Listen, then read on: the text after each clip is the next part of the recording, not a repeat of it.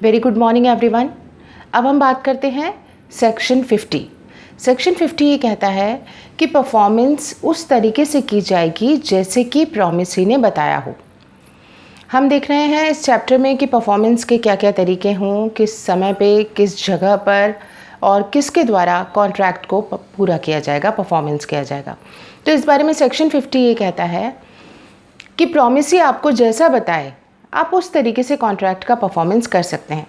जैसे अगर जो पेमेंट देना है एक पार्टी दूसरी पार्टी को जिसको पेमेंट करना है, अगर वो पार्टी कहती है यानी प्रॉमिसरी कहता है कि आप इस पेमेंट को मेरे बैंक अकाउंट में डिपॉजिट करा दीजिए, तो उसने तरीका बता दिया आपको कि आपको किस तरह परफॉर्मेंस करनी है, यानी आपको उसके बैंक खाते में जमा कराने हैं।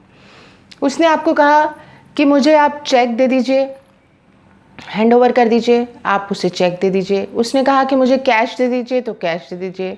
उसने कहा ऐसा कीजिए, आप ये जो आपको 50,000 रुपये मुझे देने हैं, तो आप अभी मुझे 40,000 रुपये कैश दे दीजिए और 10,000 रुपये का मैं आपसे गुड्स ले लेता हूँ, सामान ले लेता हूँ जो आपकी दुकान में है।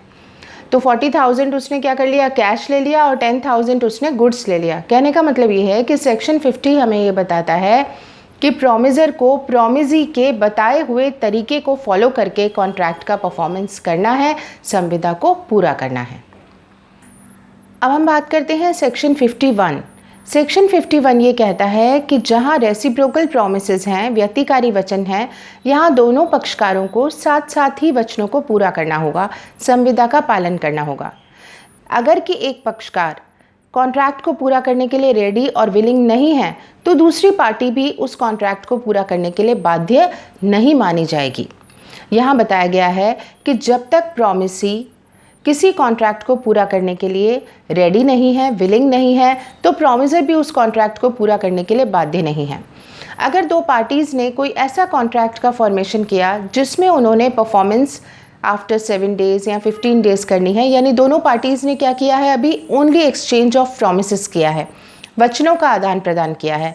आपने किसी बुक की डिमांड की है शॉपकीपर से, उसने आपको कहा है कि आपको 7 डेज़ बाद वो अवेलेबल कराएगा। आपने भी उसे प्रॉमिस किया कि वो आपको जो डिसाइडेड जो अमाउंट है उस बुक का 1000 रुपीज़, वो आपने उसे कहा कि आप पे करेंगे। तो दोनों पार्टीज़ की तरफ से यहाँ पे क्या हुआ है, बायर और सेलर की तरफ से प्रॉमिसेस को एक्सचेंज किया गया है। सर्टेन डेज जिस दिन इस कॉन्ट्रैक्ट का परफॉर्मेंस होना है, उस दिन जब तक एक पक्षकार विलिंग नहीं है कॉन्ट्रैक्ट को पूरा करने के लिए, अब शॉपकीपर जब तक आपको वो बुक नहीं हैंड ओवर करता, बुक डिलीवर नहीं करता, तब तक आप पेमेंट करने के लिए भी बाउंड नहीं हो। यहाँ पे दोनों पार्टीज़ को क्या करना है, साथ साथ साइमल्टेनियसली कॉन्ट्रैक्ट का परफॉर्मेंस करना है।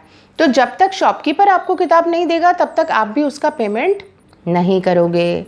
तो क्लियर हुआ, सेक्शन 51 ये बताता है कि जब तक प्रॉमिसरी कॉन्ट्रैक्ट को पूरा करने के लिए, अपने वचन को, प्रॉमिस को पूरा करने के लिए रेडी नहीं है, विलिंग नहीं है, तब तक प्रॉमिसर भी ऐसे कॉन्ट्रैक्ट को पूरा करने के लिए बाउंड नहीं माना जाएगा। सेक्शन 52 ये बात करता है कि कॉन्ट्रैक्ट को पूरा करने का क्रम यानी ऑर्डर क्या है। व्यतिकारी वचन यानी रेसिप्रोकल प्रॉमिसेस को पहले कौन पक्षकार पूरा करेगा। तो सेक्शन 52 हमें ये बताता है कि अगर हमने कॉन्ट्रैक्ट करते समय ही ये तय कर लिया है कि किस पार्टी के द्वारा कॉन्ट्रैक्ट का परफॉर्मेंस पहले किया जाएगा, तो उसी अनुसार कॉन्ट्रैक्ट पूरा किया जाना है। जैसे अगर आपने कारपेंटर से कहा कि आप उसे लकड़ी अवेलेबल कराएंगे तब वो फर्नीचर बनाएगा, तो उसका फर्नीचर बनाना तो अभी किस पे डिपेंड कर गया, पहले आपके प्रॉमिस पूरा करने पर। तो यहाँ हमने कॉन्ट्रैक्ट में ही तय कर लिया कि पहले कौन पक्षकार संविदा को पूरा करना है, वचन को पूरा करेगा, तो उसी अनुसार यहाँ पे कॉन्ट्रैक्ट पूरा करना है। लेकिन जहाँ पे कॉन्ट्रैक्ट में हमने ये डिसाइड नहीं किया, कॉन्ट्रैक्टिंग पार्टीज ने ये डिसाइड नहीं किया, तो नेचर ऑफ कॉन्ट्रैक्ट यानी संविदा की प्रकृति ये निर्धारित करती है कि कॉन्ट्रैक्ट का परफॉर्मेंस कैसे किया जाए और किस पक्षकार के द्वारा पहले किया जाए। तो यहाँ पर अगर मान लीजिए कि कॉन्ट्रैक्ट में डिसाइडेड नहीं है पार्टीज के द्वारा, तो नेचर ऑफ कॉन्ट्रैक्ट कैसे तय करेगा। जैसे आप किसी कॉलेज या इंस्टीट्यूशन में एडमिशन लेते हैं तो आप फीस पहले पे करते हैं, इंस्टीट्यूशन आपको लेटर ऑन सर्विसेज देता है। तो यहाँ नेचर ऑफ कॉन्ट्रैक्ट क्या हुआ कि पहले एक पार्टी की तरफ से परफॉर्मेंस होगी और तभी दूसरा पक्षकार उसे सर्विसेज अवेलेबल कराएगा। इसी तरीके से न्यूज़पेपर सेलर आपको एवरीडे न्यूज़पेपर देके जाता है, आप मंथ के एंड में उसे पेमेंट करते हो। ऐसे ही मिल्क वेंडर। तो कई सारे इलस्ट्रेशन है हमारे सामने जहां कॉन्ट्रैक्ट का नेचर, संविदा की प्रकृति ये निर्धारित करती है कि रेसिप्रोकल प्रॉमिसेस में पहले कौन परफॉर्मेंस करेगा। तो हमें सेक्शन 52 में इसी ऑर्डर यानी क्रम के बारे में बताया गया है। अब बात करते हैं सेक्शन 53 क्या बताता है। जैसा कि आपने देखा रेसिप्रोकल प्रॉमिसेस में हमने देखा कि ऑर्डर क्या होगा। अभी प्रीवियस सेक्शन में हमने बात की कि क्रम किस प्रकार से निर्धारित होगा। तो सेक्शन 53 कहता है जहां परफॉर्मेंस, रेसिप्रोकल प्रॉमिस का परफॉर्मेंस एक पार्टी के द्वारा किया जाना था पहले, और दूसरा पक्षकार क्या कर रहा है, उसे प्रिवेंट कर रहा है, रोक रहा है कॉन्ट्रैक्ट का परफॉर्मेंस करने से। तो ऐसी स्थिति में जो व्यक्ति परफॉर्मेंस करना चाह रहा है उसे क्या हो रहा है, लॉस हो रहा है। तो उसके कुछ क्या होंगे, राइट्स अराइज हो जाएंगे। इलस्ट्रेशन के तौर पे हम देखते हैं, आपने प्लम्बर को कहा था कि संडे को वो आपके घर आ जाए और जो 3-4 आपने उसे फॉल्ट बताई हैं वो फॉल्ट्स वो ठीक करें। उसने कहा वो सुबह 10 बजे आपके घर आ जाएगा। अब प्लम्बर आपके घर पे आ गया है सुबह के 10 बजे, लेकिन आप अभी उसे अंदर आने को अलाउ नहीं कर रहे हो। आप उसे कह रहे हो कि आज हम परफॉर्मेंस नहीं कराएंगे, आज हम काम नहीं कराएंगे, आप नेक्स्ट संडे आइएगा। जबकि आपने उसे क्या कहा था कि आपको इस संडे को आके काम करवाना है। अब आप उसे प्रिवेंट कर रहे हो, रोक रहे हो। जब तक वो अंदर नहीं आएगा मकान में काम कैसे करेगा। आपने उसे प्रिवेंट किया, आपने उसे रोका उसकी परफॉर्मेंस करने से। इस सिचुएशन में उसका जो लॉस हुआ, वो किसी और जगह पे काम करता, उसकी बजाय वो आपके बुलाने पे आपके यहाँ आया। अब वो दूसरी जगह पे उसे कोई काम नहीं मिल पाएगा। अब उसे क्या हुआ, नुकसान हो गया। उस नुकसान की भरपाई कौन करेगा, यू हैव टू डू। आप जो पक्षकार कॉन्ट्रैक्टिंग पार्टी को कॉन्ट्रैक्ट के परफॉर्मेंस से रोक रहा है, प्रिवेंट कर रहा है, वो क्या करेगा, नुकसान की भरपाई करेगा। और दूसरे पक्षकार को, यानी अब जो एग्रीव्ड पार्टी हो गया वो प्लम्बर, उसके पास क्या राइट है कि वो उस कॉन्ट्रैक्ट को वॉइड भी कर सकता है। वॉइडेबल कॉन्ट्रैक्ट हो गया, ये उसकी इच्छा पर हो गया कि अब वो नेक्स्ट संडे को आपके यहाँ आने के लिए रेडी होता है या नहीं। वो हो सकता है मना कर दे आपको, नहीं साहब मैं नेक्स्ट संडे आके काम नहीं करूंगा, मैं इस कॉन्ट्रैक्ट को यहीं पे खत्म कर रहा हूँ, क्योंकि अब राइट उसके हाथ में आ गया। तो यहाँ पे सेक्शन 53 हमें ये बताता है कि वो पार्टी जो दूसरे पक्षकार को रेसिप्रोकल प्रॉमिसेस को पूरा करने से रोकती है, उसकी लायबिलिटी बनती है कि जो भी नुकसान हुआ है उसकी वो भरपाई करे, और साथ में राइट देती है वॉइडेबल कॉन्ट्रैक्ट का एग्रीव्ड पार्टी को, जो अपने प्रॉमिस को पूरा करने के लिए तैयार है लेकिन उसे रोका गया, प्रिवेंट किया गया, इसीलिए वो कॉन्ट्रैक्ट को पूरा नहीं कर सका, इसीलिए वो कॉन्ट्रैक्ट को वॉइड भी कर सकता है। अब बात करते हैं सेक्शन 54 क्या कहता है। 54 में बताया गया कि जिस कॉन्ट्रैक्टिंग पार्टी को परफॉर्मेंस पहले करना था, अगर वो अनसक्सेसफुल हो गई, वो फेलियर हो गई, देन क्या इफ़ेक्ट होगा।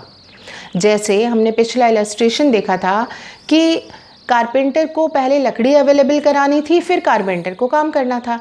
अब अगर आप लकड़ी ही अवेलेबल उसे नहीं करा पाए, आपने उसे वुड अवेलेबल नहीं कराई है, तो वो अपना काम नहीं कर पाएगा, क्योंकि पहला पक्षकार जैसे कि परफॉर्मेंस करना था वो क्या हो गया, फेलियर हो गया, वो असफल हो गया, वो संविदा का पूरा पालन पूरी तरह से नहीं कर सका है। तो इसका मतलब अब दूसरा पक्षकार भी संविदा का पालन नहीं कर सकेगा, क्योंकि पहले की परफॉर्मेंस पर ही दूसरे की परफॉर्मेंस निर्भर थी, डिपेंडेंट थी। तो यहाँ पे बताया गया कि उसका परिणाम क्या होगा कि जो गिल्टी पार्टी हो गया, यानी जो अनसक्सेसफुल फेलियर हो गया परफॉर्मेंस करने में, वो क्लेम तो कर ही नहीं सकता। आपने अगर वुड अवेलेबल नहीं कराई तो आप कारपेंटर को कैसे कहेंगे कि आप काम करिए, उससे क्लेम नहीं करवा सकते, आप उसके ऊपर दावा नहीं कर सकते काम करने के लिए।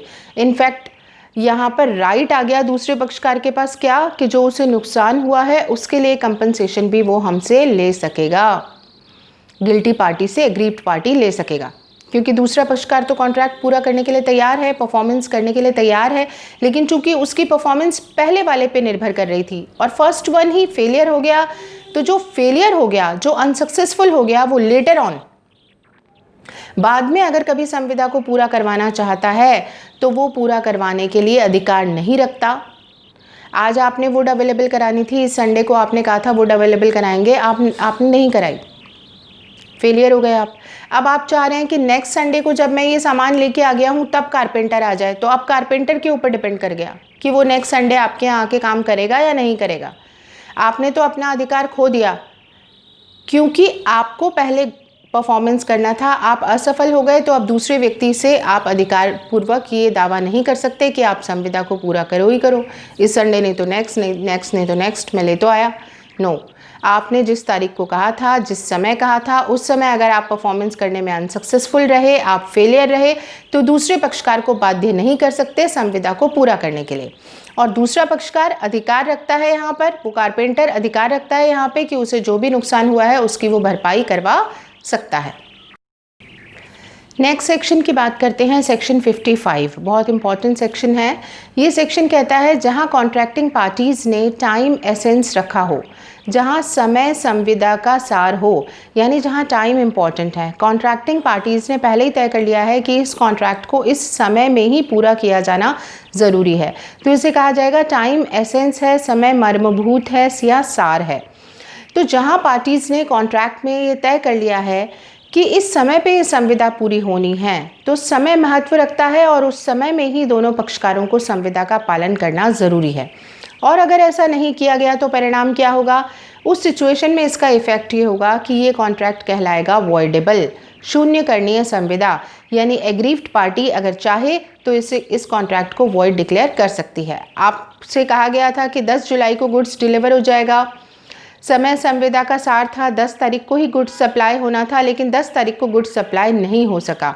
तो अब ये डिपेंड करता है पार्टी पे, सेकंड पार्टी पे, कि वो गुड्स लेने के लिए तैयार हो या ना हो। 15 जुलाई को आप गुड्स जो है वो सप्लाई करना चाहते हैं तो ज़रूरी नहीं है कि पार्टी रेडी हो, क्योंकि 10 जुलाई को कहा गया था, यानी यहाँ समय क्या था? संविदा का सार था।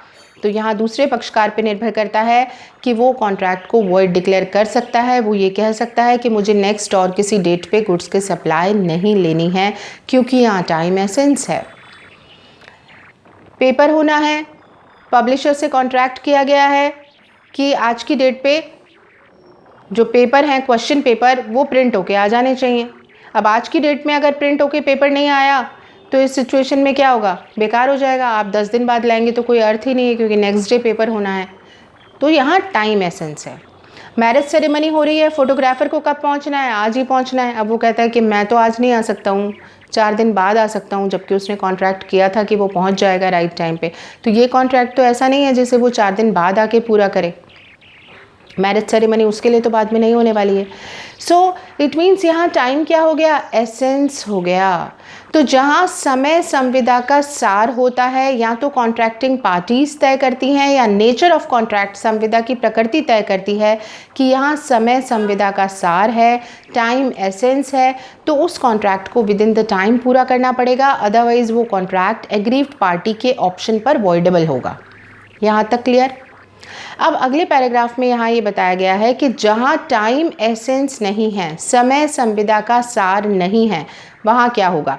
अगर कोई कॉन्ट्रैक्ट ऐसा है जिसमें हमने टाइम डिसाइड नहीं कर रखा है, फिक्स नहीं कर रखा कि इस समय पे कॉन्ट्रैक्ट पूरा होना है, तो वहाँ समय कौन सा होगा? रीजनेबल टाइम में उस कॉन्ट्रैक्ट को पूरा करना होगा। अब ये रीजनेबल टाइम फैक्ट और सर्कमस्टांसेस पर डिपेंड करता है, तथ्य और परिस्थितियों के अनुसार वेरी करता है। तो जहां समय संविदा का सार नहीं है, वहां पर कॉन्ट्रैक्टिंग पार्टी कॉन्ट्रैक्ट को वॉइड डिक्लेयर नहीं करा सकती, यानी शून्य करणीय का ऑप्शन, वॉइडेबल का ऑप्शन नहीं होता। यहाँ सिर्फ इतना होता है कि हमें लगता है कि रीजनेबल टाइम से डिले हो गया है काफ़ी, तो हम कॉम्पनसेशन ले सकते हैं, प्रतिकर का दावा हम कर सकते हैं, लेकिन कॉन्ट्रैक्ट को वॉइड डिक्लेयर हम नहीं करवा सकते, क्योंकि यहाँ टाइम एसेंस नहीं था। क्लियर? अब तीसरा पैराग्राफ इसका क्या कहता है? जहां टाइम एसेंस है, जहां कॉन्ट्रैक्टिंग पार्टीज ने ये तय कर लिया कि समय, निश्चित समय पे संविदा को पूरा करना है, या कॉन्ट्रैक्ट का नेचर ही ये कहता है कि निश्चित समय पे संविदा पूरा करना है, तो टाइम एसेंस हो गया। तो वहां उस संविदा को अगर जो प्रेस्क्राइब टाइम था, डिसाइडेड टाइम था, उसके अदर देन किसी टाइम पे परफॉर्मेंस को एक्सेप्ट किया जाता है, तो इस सिचुएशन में क्या होगा? जैसे हमने बात की थी कि गुड्स को 10 जुलाई को ही डिलीवर करना है, 10 जुलाई को नहीं हुआ गुड्स डिलीवर, तो फर्स्ट पैरा में हमने पढ़ा, सेक्शन 55 पैरा नंबर 1 में हमने पढ़ा ये कॉन्ट्रैक्ट वॉइडेबल हो जाएगा, यानी पार्टी चाहे तो मना कर सकती है कि मुझे अब गुड्स नहीं चाहिए।